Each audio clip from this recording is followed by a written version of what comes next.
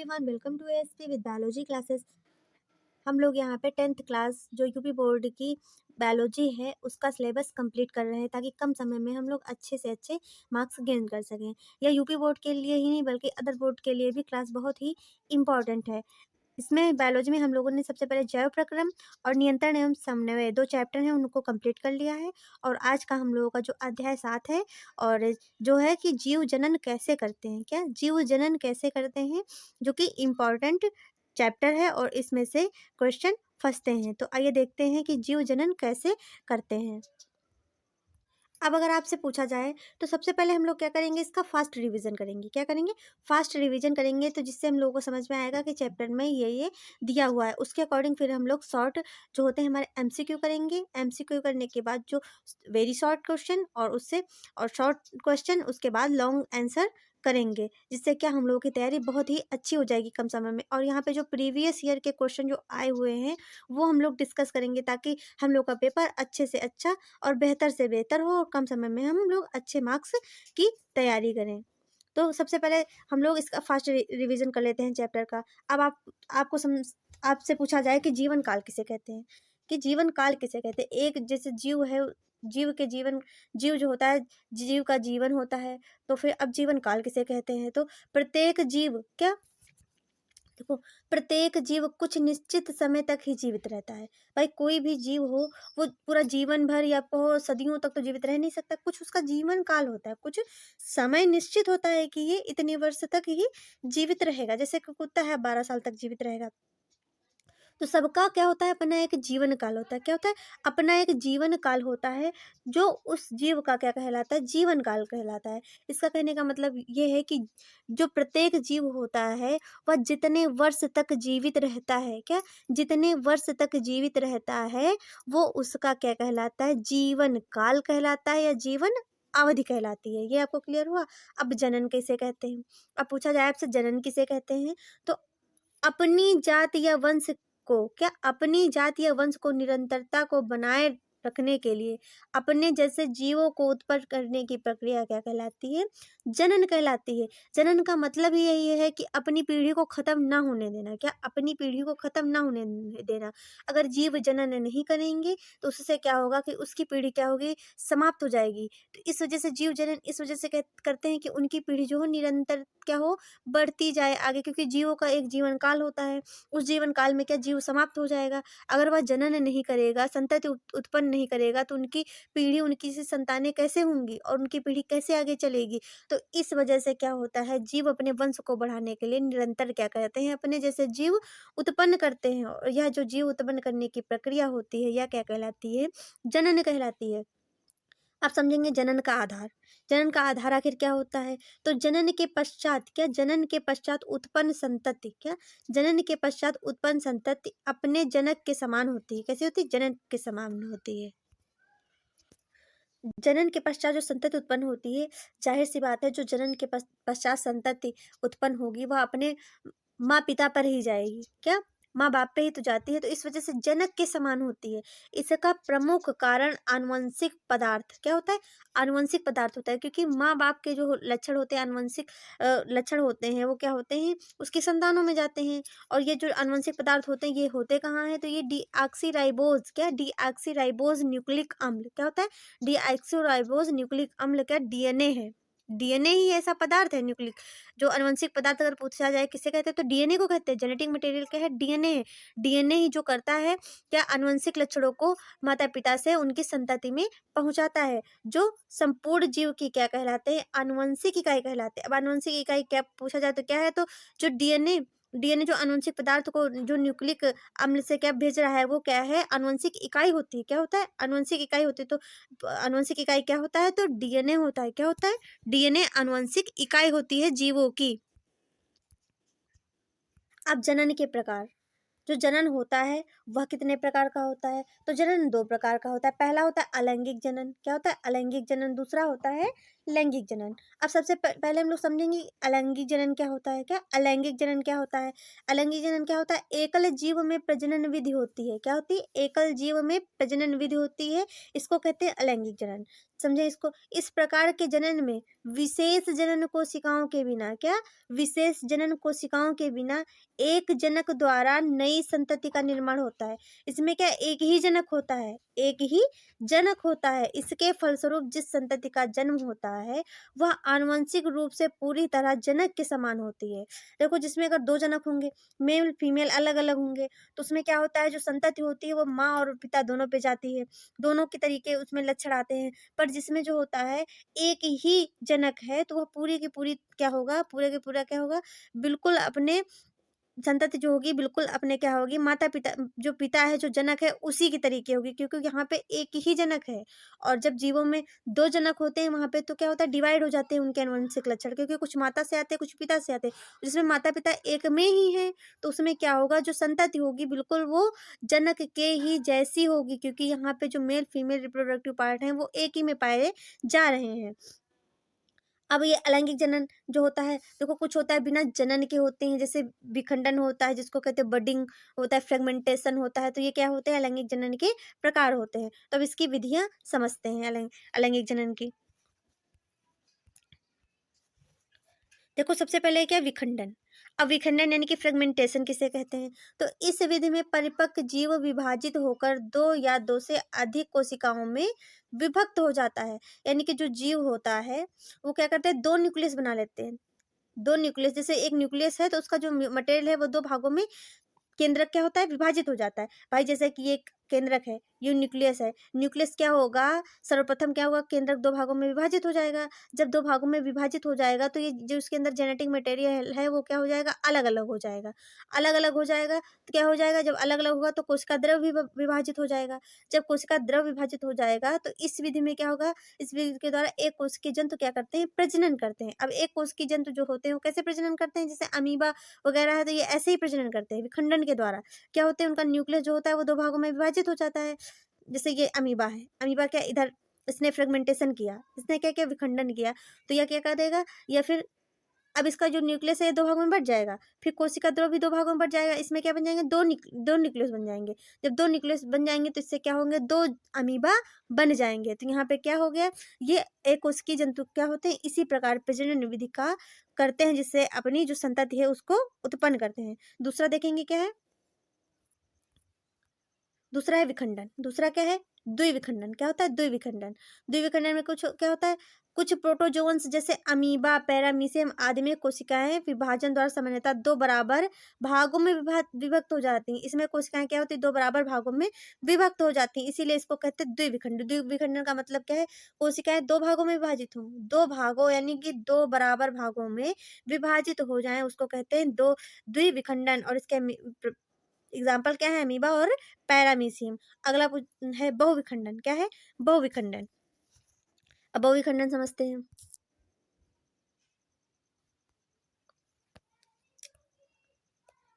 अगला है बहुविखंडन।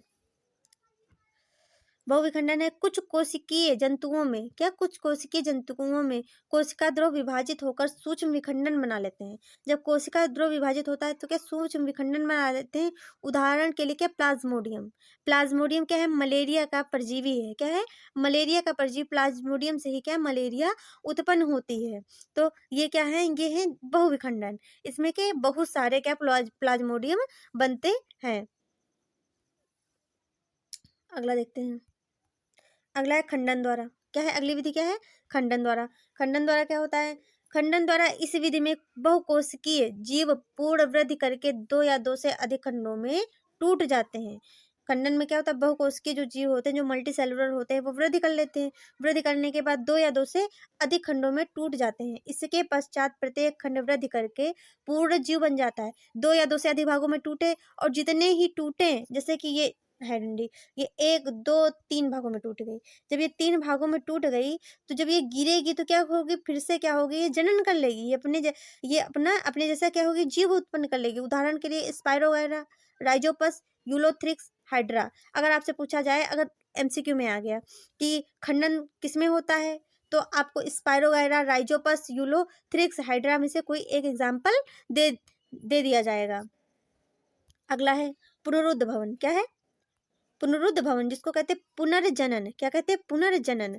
इसमें क्या है, किसी जंतु के किसी भी कटे हुए भाग से नए जंतु की क्या हो, उत्पत्ति को, कट जाए कोई भाग और वहां से क्या हो, नए जनन की उत्पत्ति हो जाए, इसको कहते हैं पुनरुद्ध भवन।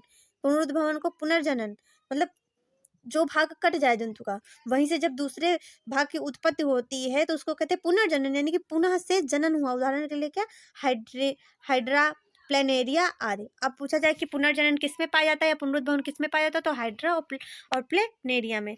अब आपने देखा होगा कि आपके घरों में दीवारों पे छिपकलियां पाई जाती हैं, छिपकलियां को पाई जाती हैं। अब छिपकलियां पूंछ क्यों गिरा देती हैं, पूंछ जरा सा भी टच हुआ तो क्या होता है, जो होती है पूंछ क्यों गिरा देती है, क्योंकि देखो वो पूंछ इस वजह से, जैसे थोड़ा सा दीवार में भी कहीं टच हुआ उनका, दीवार में टच हुआ तो क्या होता है, वो पूंछ गिरा देती है। दरवाजे में हल्का सा टच हुआ तो गिरा देती है। वो गिरा के देती है वो अपनी सुरक्षा के लिए। उनको लगता है कोई शत्रु क्या है उन पर आक्रमण कर रहा है तो वो पूंछ छोड़ देती हैं।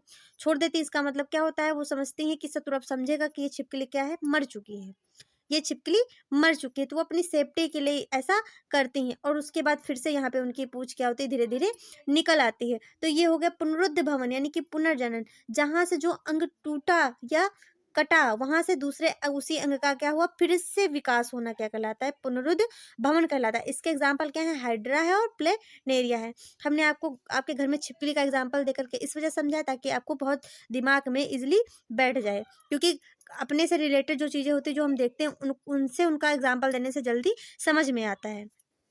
अगला है मुकुलन। अगला है मुकुलन। अगला क्या है, मुकुलन।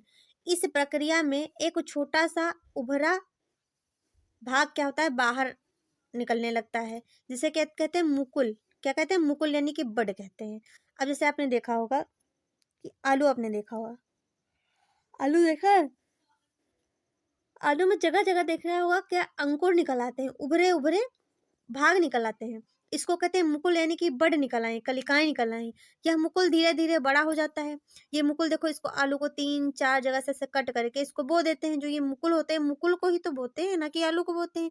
जिस पार्ट में मुकुल होता है उसी को निकाल के बोया जाता है।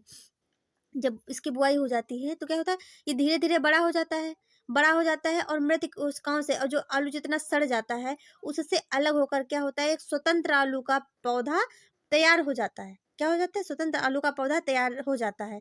उदाहरण के लिए क्या, ईस्ट है, हाइड्रा है। क्या है, ईस्ट है और हाइड्रा है। आपको आलू से समझ में आया, एकदम क्लियर हुआ कैसे आप, क्योंकि ये जनरली सब लोग जानते हैं कि आलू की बुआई कैसे होती है, तो इस वजह से हमने एग्जाम्पल्स को आलू को लिया। और इसके उदाहरण क्या है, ईस्ट है और हाइड्रा है। इसमें भी क्या होता है, जनन ऐसे ही होता है। जनन पूछा जाए ईस्ट और हाइड्रा में कैसे होता है, मुकुलन के द्वारा होता है। कैसे, बडिंग के द्वारा होता है। अगला है कायिक प्रवर्धन। अगला क्या है, कायिक प्रवर्धन। अब कायिक प्रवर्धन क्या होता है आपसे पूछा जाए, देखो कायिक प्रवर्धन क्या होता है। कायिक प्रवर्धन होता है कि पादप के किसी भी कायिक भाग से, क्या, पादप के किसी भी कायिक भाग से संपूर्ण पादप प्राप्त करने की प्रक्रिया कायिक प्रवर्धन कहलाती है। यह मुख्य रूप से 2 प्रकार का होता है। कायिक प्रवर्धन क्या होता है, मतलब पादप का कोई भी भाग हो, कोई भी भाग हो, कायिक भाग से क्या होता है, संपूर्ण पादप प्राप्त करने, क्या, संपूर्ण पादप, थोड़ा बहुत नहीं, संपूर्ण पादप प्राप्त करने की प्रक्रिया क्या कहलाती है, कायिक प्रवर्धन कहलाती है। और यह 2 प्रकार की होती है। अब 2 प्रकार की प्रक्रिया, पहली है प्राकृतिक कायिक प्रवर्धन, दूसरी है कृत्रिम कायिक प्रवर्धन। अब हम लोग पढ़ेंगे बीजाणु द्वारा कैसे होता है, क्या, बीजाणु द्वारा कैसे जनन होता है। तो बीजाणु द्वारा क्या होता है, बीजाणु का निर्माण कोशिकीय और बहुकोशिकीय दोनों ही प्रकार के जीव में होता है। भाई ये यूनिसेलुलर में भी होता है और मल्टी सेलुलर में भी होता है, एक कोशिकी में भी होता है, बहुकोशिकी में, दोनों में कैसे होता है, बीजाणु द्वारा होता है जनन। और एक कोशिकीय पादपों में बहुविखंडन के पश्चात चल बीजाणुओं का निर्माण होता है। जो एक कोशिकीय पादप होते हैं इनमें जब विखंडन होता है, बहुविखंडन होता है, उसके बाद चल बीजाणु, क्या, उड़ने वाले या पानी के साथ चलने वाले या धूल के या जानवरों के जो खुर होते हैं उनके साथ क्या, चल बीजाणु का चल बीजाणु का क्या होता है, निर्माण हो जाता है।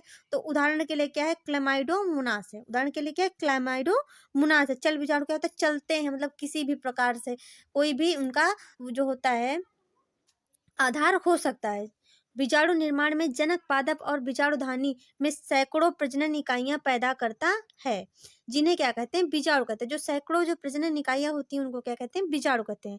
जब पादप की यह बीजाणुधानी फटती है, जो ये बीजाणुधानी होती है जब वह फटती है, अब बीजाणुधानी कैसी होती है, जब ये देखो इसमें क्या छोटे छोटे छोटे छोटे छोटे ऐसे बीज भरे होते हैं, जब यह बीजाणुधानी क्या होती है, फटती है, तो ये बीजाणु वायु भूमि क्या होता है, वायु जो होता है, वायु के द्वारा भूमि पे और भोजन या मृदा में क्या होते हैं, बिखर जाते हैं, क्या होते हैं, बिखर जाते हैं, तथा क्या होते हैं, नए पादपों का फिर वो निर्माण करते हैं। नए पादप क्या होते हैं, इनसे जन्म लेते हैं, निर्माण करते हैं। उदाहरण के लिए राइजोपोकस, राइजोपस है, म्यूकर है आदि कवक बीजाणु का निर्माण ऐसे ही होता है। जो उनकी जो बीजाणुधानी है, बीजाणुधानी कैसे, जैसे ये आपने देखा होगा, ये है बीजाणुधानी,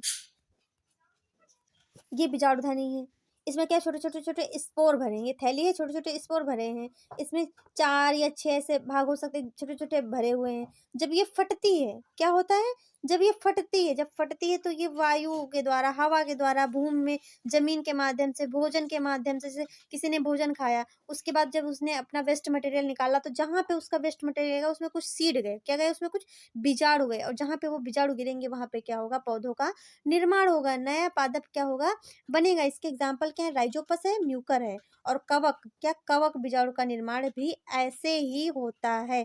अब ये पहली विधि हम लोगों की कंप्लीट हो गई, अलैंगिक जनन। अब सेकंड हम लोगों की विधि है क्या, लैंगिक जनन। लैंगिक जनन कैसे होता है, सेक्सुअल रिप्रोडक्शन कैसे होता है, तो प्रजनन की वह प्रक्रिया जिसमें जनन कोशिकाएं, क्या, प्रजनन की वह प्रक्रिया जिसमें जनन कोशिकाएं अर्थात दो युग्मकों के मिलने से बनी रचना क्या कहलाती है, युग्मनज, क्या कहलाती है, युग्मनज द्वारा क्या होता है, नए जीव की उत्पत्ति होती है। युग्मकों के संयोग को क्या कहते हैं, संयुग्मन कहते हैं। जहाँ युग्मक संलयित कर रहे हो एक दूसरे को उसको कहेंगे संयुग्मन या निषेचन कहते हैं, या क्या कहते हैं, निषेचन कहते हैं। संयुग्मन कहेंगे या निषेचन कहेंगे या फर्टिलाइजेशन कहेंगे। युग्मकों का निर्माण एक ही जनक या दो अलग अलग जनकों के द्वारा होता है। दो अलग अलग जनक का मतलब है उसमें नर होगा और मादा, दोनों कैसे होंगे, अलग अलग होंगे होंगे उसको कहेंगे क्या, अलैंगिक जनन। ये क्या होते हैं, अलग अलग बॉडी पार्ट पे होंगे, एक ही बॉडी पार्ट पे दोनों male male female reproductive organs नहीं होंगे, वो अलग अलग बॉडी पार्ट पे होते हैं। ये होता है लैंगिक जनन। अब है पुष्पीय पादपों में लैंगिक जनन। ये लैंगिक जनन की ही एक विधि है, उसी के अंतर्गत आता है कि पुष्पीय पादपों में लैंगिक जनन कैसे होता है, ये समझेंगे। और इसमें से क्या है, पेपर में हमारे पॉइंट बनते हैं। पादपों में पुष्प जनन हेतु क्या, जो पादप होते हैं, जो फूल और पौधे होते हैं, पेड़ होते हैं, एक विशिष्ट संरचना होती है। इनमें कैसी होती है, एक विशिष्ट संरचना होती है। पुष्प एक संघनित, क्या, पुष्प एक संघनित रूपांतरित तना होता है। पुष्प जो होता है वो संघनित होता है, रूपांतरित क्या होता है, तना होता है। पुष्प वृंत के शिखर पर पुष्पासन होता है। जो पुष्प जो होता है कहाँ, पुष्पासन पे बैठा होता है। अब पुष्पासन किसे कहते हैं, पुष्प जिस आसन पे बैठे उसको कहते हैं पुष्पासन। आप जिस आसन पे बैठते हैं उसको कहते हैं सिंहासन। भाई राजा जिस आसन पे बैठता है उसको सिंहासन कहते हैं। आप जिस पे बैठते हैं उसको क्या कहते हैं, आसन कहते हैं। और पुष्प जिस पे बैठता है उसको क्या कहते हैं, पुष्पासन कहते हैं। तो पुष्पासन पर 4 पुष्प चक्र लगे होते हैं। कैसे लगते हैं, 4 पुष्प चक्र लगे होते हैं। पुष्पासन के ऊपर 4 चीजें बैठी होती हैं जिनसे क्या होता है, फूल का निर्माण होता है। परिधि से केंद्र की ओर क्रमशः क्या होता है, बाह्य दलपुंज, क्या होता है, बाह्य दलपुंज, फिर होता है दलपुंज, फिर होता है पुमंग, फिर होता है जयांग। इन ये चारों मिलकर के पुष्प के आसन पे बैठे होते हैं जिसको कहते हैं पुष्पासन। और ये चारों मिलकर क्या बनाते हैं, फूल बनाते हैं, यानी कि पुष्प बनाते हैं। अब सबसे पहले हम लोग समझेंगे बाह्य दलपुंज। बाह्य दलपुंज क्या होता है, इसकी इकाई संरचना बाह्य दलपुंज कहलाती है। क्या, इसकी इकाई संरचना बाह्य दलपुंज कहलाती है। यह पुष्प को सबसे बाहरी चक्र होता है। क्या होता है, पुष्प का सबसे बाहरी चक्र होता है। और बाह्य दल पुष्पासन पर सबसे बाहर की ओर क्या होता है, स्थित होता है। यह हरे रंग का होता है। यह कलिका अवस्था में पुष्प की क्या करता है, रक्षा करता है। अब देखो आपको बढ़िया बहुत अच्छे से तरीके से समझाते हैं। देखो जैसे पुष्प है, जब ये कली अवस्था में होता है तो इसके ऊपर देखो ऐसे करके ये क्या, ये बाह्य दलपुंज से क्या होता है, बंद रहता है, बंद होता है बाह्य दलपुंज से। अब ये बंद होता है, ये बंद क्यों होता है, इसके ऊपर जो ये बाह्य दलपुंज होता है ये ग्रीन क्यों होता है। सबसे पहली बात, तो ये बाह्य आघातों से कली की रक्षा करते हैं ताकि ये फूल बन सके। और दूसरी चीज, जब ये चारों तरफ से कवर होता है, कवर क्या होता है, तब पुष्प यहाँ पे जो कली है ये भोजन तो बना नहीं सकती, तो प्रकाश संश्लेषण के द्वारा जो ये ग्रीन ग्रीन बाह्य दलपुंज होते हैं, हरे होते हैं, ये पुष्प क्या करते हैं, भोजन भी प्रदान करते हैं। इतना एकदम दिमाग में बिठा लेना, बाह्य दलपुंज सुरक्षा का और भोजन प्रदान करने का दोनों का कार्य करता है। अब देखेंगे दलपुंज। क्या? दलपुंज। दलपुंज जो होता है इसकी इकाई दल कहलाती है। क्या कहलाती है? दलपुंज की इकाई क्या कहलाती है? दल कहलाती है। यह पुष्प का द्वितीय चक्र होता है। क्या होता है? पुष्प का द्वितीय चक्र होता है। प्रथम चक्र होता है बाह्य दलपुंज, दूसरा होता है दलपुंज, द्वितीय चक्र होता है। यह रंगीन होता है। क्या होता है? रंगीन होता है तथा परागण में सहायक होता है। अब भैया ये कलरफुल है, तभी तो भंवरों को आकर्षित करेगा, तभी तो भंवरे इस पर बैठेंगे। जब भंवरे इस पर बैठेंगे तभी तो क्या होगा, इसमें परागण होगा, परागण होगा तभी इसमें क्या होगा, फर्टिलाइजेशन होगा, निषेचन होगा, और तभी इसमें से नया पौधा बनेगा। तीसरा है पुमंग। यह पुष्प का तीसरा चक्र होता है। कैसा चक्र होता है? तीसरा। इसका निर्माण पुंकेसरों द्वारा होता है। अब पूछा जाए पुष्प पुमंग का निर्माण किससे होता है, तो पुंकेसरों से होता है। यह पुष्प का नर जनन अंग होता है। कैसा होता है? इसको पुमंग को क्या कहते हैं? मेल रिप्रोडक्टिव पार्ट है पुमंग पुष्प का। और परागकोश में परागकण या लघु बीजाणु क्या होते हैं? बनते हैं।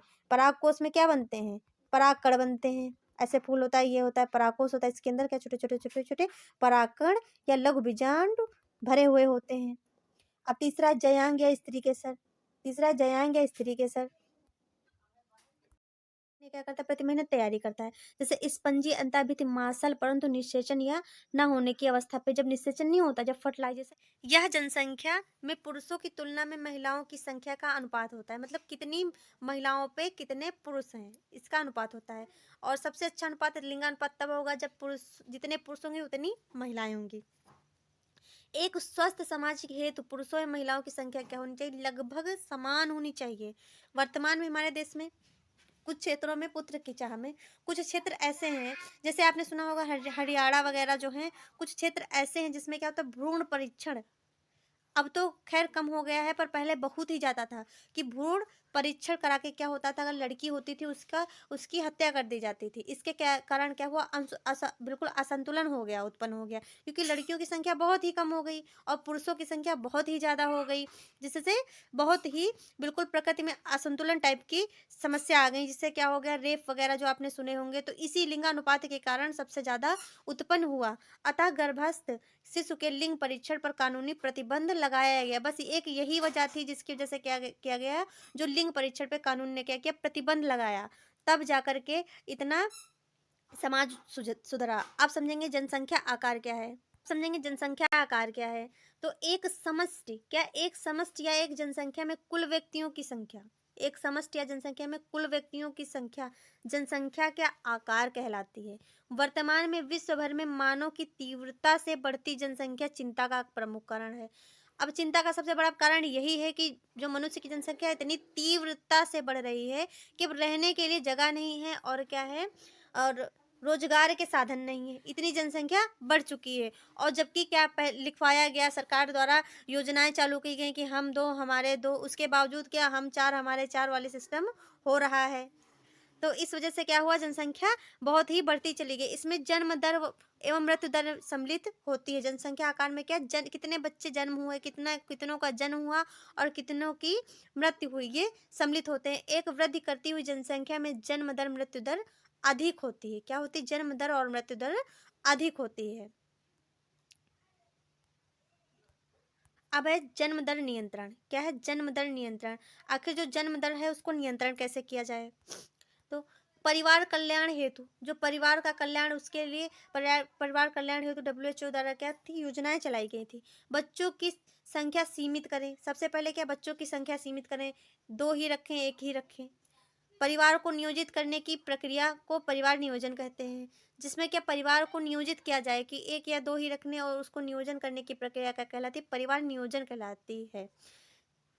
अस्थायी और स्थायी विधियों द्वारा आसानी से परिवार को नियोजित किया जा सकता है। कुछ अस्थायी होती हैं और कुछ स्थायी विधियाँ होती हैं। जैसे होता है लूप या कॉपर्टी। स्त्रियाँ जो होती हैं लूप लगवाकर या गर्भधारण के समय अपना बचाव कर सकती हैं। क्या लूप या कॉपर्टी के द्वारा क्या होती हैं गर्भधारण के समय अपना जो है बचाव कर सकती हैं, या सिर्फ गर्भधारण को रोकती है, यौन रोगों से रक्षा नहीं करती है। यौन रोगों से रक्षा कॉपर्टी या लूप नहीं करती, सिर्फ क्या होता है प्रेगनेंसी को रोकती है, गर्भधारण को रोकती है। अगला है निरोध। क्या है निरोध? निरोध का प्रयोग पुरुष के द्वारा किया जाता है। इसके प्रयोग से गर्भधारण होने की कोई संभावना नहीं होती है और इसमें क्या यौन रोगों से सुरक्षा मिलती है। गर्भ निरोधक गोलियां, आजकल निरोधक गोलियां हैं जो है मालाडी, पल्स, सहेली। सहेली ये लखनऊ की बनी हुई गोली है। अब गर्भ समापन, गर्भधारण के बाद भी एक सीमित काल के भीतर क्या होता है, किसी कुशल व शिक्षित विशेषज्ञ डॉक्टरों से क्या होता है गर्भ समापन कराया जाता है। गर्भ समापन की प्रक्रिया सबसे क्यों, जैसे अनचाहा गर्भ होता है कि बच्चा नहीं रखना चाहते हैं तो उसके लिए क्या होता है गर्भ समापन होता है।